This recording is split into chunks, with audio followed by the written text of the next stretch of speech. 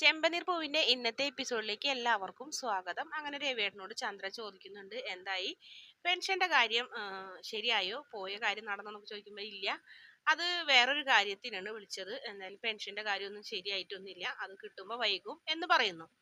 അങ്ങനെ പറഞ്ഞാൽ എങ്ങനെ ശരിയാവുക, കല്യാണല്ലേ, സുധീരെ കല്യാണത്തിന് പൈസ വേണ്ടേന്ന് ചോദിക്കുന്നു. മണ്ഡപം ബുക്ക് ചെയ്യണം, അതുപോലെ തന്നെ സദ്യ, സദ്യക്കുള്ള കാര്യങ്ങൾ നോക്കണം എന്നൊക്കെ പറയുമ്പോൾ ആള് പറയുന്നുണ്ട് വേണ്ട എന്ന്.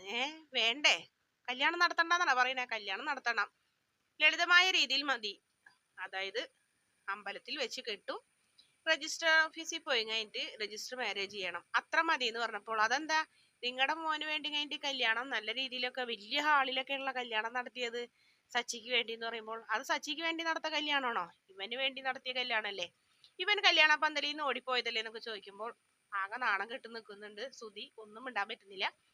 അപ്പൊ ശരിക്കും ശ്രീയും പറയുന്നുണ്ട്, ശരി അച്ഛൻ പറഞ്ഞത് അങ്ങനെ മതി, നിസ്സാരമായിട്ടുള്ള ആൾക്കാർ മാത്രം മതി, ഭക്ഷണം ഞാൻ ഉണ്ടാക്കാം അവർക്കുള്ളതെന്ന് പറഞ്ഞപ്പോൾ നീ ഉണ്ടാക്കണ, നീ ഉണ്ടാക്കിയത് ശരിയാവില്ല, നന്നായി കഴിക്കണം, ആൾക്കാർക്ക് നല്ല ഭക്ഷണം കൊടുക്കണം എന്നൊക്കെ പറയുന്നുണ്ട് സുധി വലിയ ഗേമയില് പറയുമ്പോൾ. എന്നിട്ട് നീ നിന്റെ കല്യാണത്തിന് ഓടിപ്പോയിട്ട് നീ അമ്പലത്തിലെ പടച്ചോറിന് അന്നദാനമാണ് കഴിച്ചതെന്ന് നമ്മ പറയുന്നത് കേട്ടല്ലോ എന്ന് പറഞ്ഞപ്പോൾ ആ തുടങ്ങിക്കോടാ, ഇനി നീയും കൂടെ ഉള്ളൂ എന്റെ മോനെ പരിഹസിക്കാൻ, ബാക്കി എല്ലാരും അവനെ പരിഹസിക്കുന്നുണ്ടെന്നൊക്കെ പറഞ്ഞ് ചന്ദ്രൻ ദേഷ്യപ്പെടുന്നുണ്ട്. എന്തായാലും ചന്ദ്രനെ പിടിച്ച് അടുത്തിരുത്തുന്നുണ്ട് രവിയേട്ടൻ. രവി പറയുന്നുണ്ട് ഞാൻ പറഞ്ഞ പോലെ തന്നെ നടത്തിയാൽ മതി, ഈ കല്യാണം മിതമായ രീതിയിൽ തന്നെ നടത്തണം എന്ന് പറഞ്ഞപ്പോൾ നിങ്ങൾ വലിയ എന്താ ഞാനൊരു നല്ലൊരു മരുമോളെ കൊണ്ടുവരുന്നതല്ലേ നിങ്ങൾക്ക് കുശുമ്പ്, അവളെ മലേഷ്യയില് വലിയ വലിയ ഹോട്ടലും റെസ്റ്റോറന്റും അങ്ങനെ കൊള്ള ആൾക്കാർ ഉടമസ്ഥന്റെ മോളാണ്, അപ്പൊ അതുകൊണ്ട് നിങ്ങൾ കൊണ്ടുവന്ന പൂക്കാരിയെ പോലെയല്ല എന്നൊക്കെ പറയുമ്പോൾ ശ്രീ ദേഷ്യപ്പെടുന്നുണ്ട്. എന്തിനാ അമ്മ ഇങ്ങനെ എപ്പോഴും പൂക്കാരി പൂക്കാരി എന്ന് പറയുന്ന, ചേട്ടത്തി നല്ലവള് തന്നെയാണ്, ചേട്ടന് പറ്റിയ ആളെന്ന് പറഞ്ഞപ്പോൾ എടാ നീ എന്നെ കൊണ്ട് കൂടുതലൊന്നും പറയിപ്പിക്കണ്ട എന്ന് പറയുന്നുണ്ട്. അതിനുശേഷം പിന്നെ കാണിക്കുന്നത് ബസ്സിൽ നിന്ന് എന്തായാലും നമ്മുടെ മുത്തശ്ശി റോഡിൽ കാത്തുനിൽക്കുന്നുണ്ട്, കൂടെ ഒരു പണിക്കാരനുണ്ട്. ആ സമയത്ത് തന്നെ വണ്ടി വന്ന് നിൽക്കുന്നുണ്ട്, വണ്ടിനെ ശരിക്കും നിർത്തി എന്ന് വേണമെങ്കിൽ പറയാം. രേവതിനെയും പിടിച്ച് നിർത്തി രണ്ടുപേരും ഇറങ്ങി നല്ല സന്തോഷത്തോടെ നമ്മുടെ സച്ചി മുത്തശ്ശിനെ ഓടി വന്ന് വട്ടം കെട്ടിപ്പിടിച്ച് പൊക്കുന്നൊക്കെ ഉണ്ട്. അതിനുശേഷം എന്നെ കാത്തുക്കായിരുന്നോ എന്ന് സച്ചി ചോദിക്കുമ്പോൾ നിന്നെ ആര് കാത്തുക്കാനുണ്ടാ, ഞാൻ ഇവളെ കാത്തുന്നാണ്, രേവതി മോളെ കാണാൻ വേണ്ടിയിട്ടുണ്ട്, കുറച്ച് നാളായില്ലേ ഞാൻ അവന്റെ മോളെ കണ്ടിട്ട് എന്നൊക്കെ പറഞ്ഞ് അങ്ങനെ മുത്തശ്ശി രേവതിനെ കെട്ടിപ്പിടിക്കുമ്പോൾ അത് ശരി, ഇത്രയും നാളും എന്നെ മതിയായിരുന്നു, ഇപ്പൊ ഇവളെ മതിയല്ലേ എന്നൊക്കെ ചോദിച്ച് നമ്മുടെ സച്ചി പിണങ്ങുന്നുണ്ട്. അതിനുശേഷം മുത്തശ്ശിനെയും കൂട്ടി നേരെ പോകുന്നുണ്ട്, ഒരു വണ്ടിയിൽ കയറി കഴിഞ്ഞിട്ട് വീട്ടിലേക്ക് പോകാൻ നോക്കുന്നുണ്ട്. അതിൽ വണ്ടിയിൽ കയറുമ്പോൾ സച്ചി നമ്മുടെ രേവതിനെ പിടിച്ച് കയറ്റുന്നൊക്കെയുണ്ട്. വീട്ടിൽ ചെന്ന് കയറുമ്പോൾ കാണുന്നതും ഒരുപാട് അയലക്കാരൊക്കെ ഇങ്ങനെ കാണാൻ നിൽക്കുന്നുണ്ട് രേവതിനെ. സച്ചി ഇങ്ങനെ കല്യാണം കഴിക്കില്ല എന്ന് പറഞ്ഞിട്ട് കല്യാണം കഴിച്ചതല്ലേ, എന്താടാ നല്ലൊരു പെണ്ണാണ്, മഹാലക്ഷ്മി പോലത്തെ ഒരു പെണ്ണിനെയുള്ള നിനക്ക് കിട്ടിയത് എന്നൊക്കെ പറയുമ്പോൾ അതെ മഹാലക്ഷ്മി, ഇതെന്റെ തലയിലായതാണ്, എന്റെ ചേട്ടൻ കല്യാണം കഴിക്കാൻ വന്നിട്ടേ ചേട്ടൻ ഓടിപ്പോയി, എന്നിട്ട് ഞാൻ കെട്ടേണ്ടി വന്നു പറഞ്ഞപ്പോൾ രേവതിക്ക് പെട്ടെന്ന് ദേഷ്യവും വിഷമൊക്കെ ആവുന്നുണ്ട്.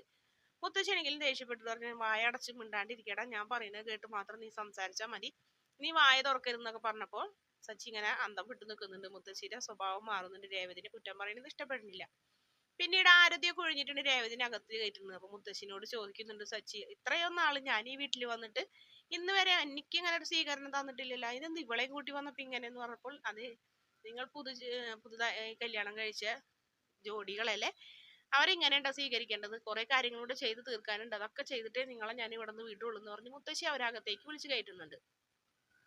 ആ സമയത്ത് സച്ചിനെ കാണാൻ പഴയ ഫ്രണ്ട്സുകളൊക്കെ വരുന്നുണ്ട്. സച്ചി നിന്നെ ഒന്ന് കാണാനും നിന്റെ പെണ്ണിനെ കാണാനും വന്നതാണ്, കല്യാണം കഴിക്കില്ല എന്ന് പറഞ്ഞപ്പോ നല്ലൊരു പെണ്ണിനെ അടിച്ചു മാറ്റിന്ന് പറയുന്നത് കേട്ടല്ലോ, നിന്റെ കല്യാണം കഴിഞ്ഞല്ലേ, എന്നാലും നീ ഇങ്ങനെ പറയണ്ടായിരുന്നു പറഞ്ഞപ്പോൾ അതൊന്നും പറയാണ്ടിരിക്കണാണ്ട വേദ, അതൊക്കെ ഒരു കഥയാണെന്ന് പറയുന്നു. അതെന്തായാലും പോട്ടെ, നിന്റെ പെണ്ണിനൊന്ന് കാണണം, നിങ്ങൾക്ക് ഒരു ട്രീറ്റ് തരണം എന്ന് പറഞ്ഞപ്പോ അയ്യോ ട്രീറ്റ് ഒന്ന് ചോദിക്കും സച്ചി പേടിക്കുന്നുണ്ട്. എന്തായാലും ഞാനൊന്ന് അവളോട് ചെന്ന് സംസാരിച്ച് നോക്കട്ടെ എന്ന് പറയുന്നുണ്ട്. അതിനുശേഷം രേവതിയുടെ അടുത്തേക്ക് ചെല്ലുന്നുണ്ട്, രേവതിയോട് പറയുന്നുണ്ട് കൂട്ടുകാരന്മാരൊക്കെ വന്നിട്ടുണ്ട്, എന്റെ പഴയ ഫ്രണ്ട്സുകളിൽ നമുക്കൊരു ട്രീറ്റ് തരണം എന്ന് ആഗ്രഹം എന്ന് പറഞ്ഞപ്പോൾ എന്റെ ദൈവമേ എന്നെ വെറുതെ വിടണം, ഈ നാട്ടിൽ നിന്ന് എനിക്ക് തിരിച്ചു വരാൻ വഴി പോലും അറിയില്ല, 4 മണിക്കൂറാണ് ഞാൻ നടന്ന് അന്ന് വീട്ടിലെത്തിയത്, നിങ്ങൾ എന്നെയും കൊണ്ട് പോകും, നിങ്ങൾ കള്ളു കുടിക്കും, പിന്നെ നിങ്ങൾ പറയുന്ന വഴക്കുകളൊക്കെ ഞാൻ കേൾക്കേണ്ടിയും വരും, അതുകൊണ്ട് എന്നെ അതിന് കിട്ടില്ല, ഞാനില്ല എന്ന് പറഞ്ഞിങ്ങനെ രേവതി തൊഴുവാണ് നമ്മുടെ സച്ചിയുടെ മുന്നിൽ. സച്ചി എന്ന് വെച്ചാൽ രേവതിയുടെ കാല് പിടിക്കുന്നുണ്ട്. അതിനുശേഷം കൂട്ടുകാരന്മാരെ അടുത്തേക്ക് ചെല്ലുമ്പോൾ വേണ്ടടാ എന്നാണ് പറയുന്നത്. ആ സമയത്ത് തന്നെ മുത്തശ്ശി വന്ന് ചോദിക്കും, രേവതി ആദ്യം വരും, രേവതിനെ കാണുമ്പോൾ അവർ തൊഴിലൊക്കെ ചെയ്യുന്നുണ്ട്. എല്ലാവരോടും രേവതിയും തിരിച്ച് അതുപോലെ തന്നെ നല്ല സ്നേഹത്തോടൊക്കെ സംസാരിക്കുന്നുണ്ട്. ട്രീറ്റ് തരണം എന്ന് പറഞ്ഞപ്പോൾ ദൈവമേ ട്രീറ്റ് ഒന്നും വേണ്ട, ഒരു തവണ ഇയാളുടെ ആളെ കൂടെ ഇദ്ദേഹത്തിന്റെ കൂടെ ട്രീറ്റിന് പോയിട്ട് ഉള്ള അനുഭവം എനിക്കുണ്ട്, അത് പേടിന്. നിങ്ങൾക്ക് വേണമെന്നുണ്ടെങ്കിൽ നമുക്ക് എല്ലാവരും കൂടി ഇവിടെ ഭക്ഷണം വെച്ച് കഴിക്കുകയും എന്താണെന്ന് വെച്ചാൽ ഇവിടെ വെച്ച് ചെയ്യാന്ന് പറയുമ്പോൾ അവരിങ്ങനെ ആലോചിച്ച് നിൽക്കുമ്പോൾ മുത്തശ്ശി വരുന്നുണ്ട്. എന്ത് പറ്റിയെന്ന് വെച്ചപ്പോൾ മുത്തശ്ശിനോട് രേവതി പറയുന്നുണ്ട് ഇവർ ട്രീറ്റ് തരണം എന്ന് പറയുന്നത്. അപ്പോൾ വന്ന് കയറിയപ്പോഴത്തേനും അവനെ വിളിച്ചിട്ടുണ്ടോണല്ലേ, വെള്ളടിക്കാരാണ് നിങ്ങള്, അവനെ ഇനി അതിനൊന്നും കിട്ടൂല, അവൻ പെണ്ണ് കെട്ടി നിങ്ങളുടെ കാര്യം ചോദിച്ചാൽ പോവാൻ പറഞ്ഞ് ഫ്രണ്ട്സുകളൊക്കെ ഓടിക്കുന്നുണ്ട് മുത്തശ്ശി. ആ സമയത്ത് സച്ചി പുറത്തേക്ക് പോകാൻ പോകുമ്പോൾ നീ എവിടേക്കാട്ടാ പോണേന്ന് മുത്തശ്ശി ചോദിക്കുന്നു. ഞാൻ അവരെ കൂടെ പോട്ടെ, ഞാൻ എന്തിനീ വിളക്ക് തലയിൽ വെച്ച് ഇവിടെ ഇരിക്കണേന്ന് ചോദിച്ചപ്പോൾ നീ ഇവിടെ ഇരുന്നാ മതി, ഞാൻ പറയുന്നത് കേട്ട് നീ ഇവിടെ ഇരുന്നോളാം, കയറി പോടാകത്തെന്ന് പറഞ്ഞ മുത്തശ്ശി സച്ചിനെ രേവതിയുടെ പിന്നാലെ പറഞ്ഞയക്കുന്നുണ്ട്.